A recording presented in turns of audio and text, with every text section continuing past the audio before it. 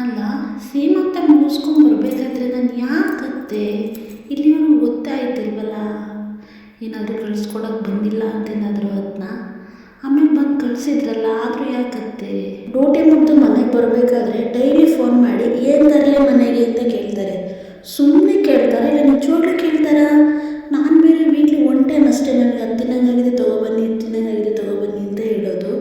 ಇವ್ರು ಸುಮ್ಮನೆ ಕೇಳ್ತಾರಾ ಇಲ್ಲ ನಿಜವಾಗ್ಲೂ ಮನಸ್ಸಿಂದ ಕೇಳ್ತಾರಾ ಅಂತ ಡೌಟ್ ನನಗೆ.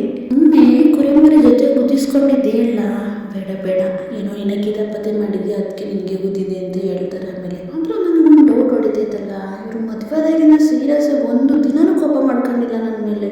ನಾನು ಅಷ್ಟೊಂದು ಕೂಗಾಡ್ತೀನಿ, ಬೈತೀನಿ, ಏನೆಲ್ಲ ಮಾಡಿದ್ರು ಒಂದಿನ ಆದ್ರೂ ಕೋಪ ಮಾಡ್ಕೊಂಡಿಲ್ವಲ್ಲ.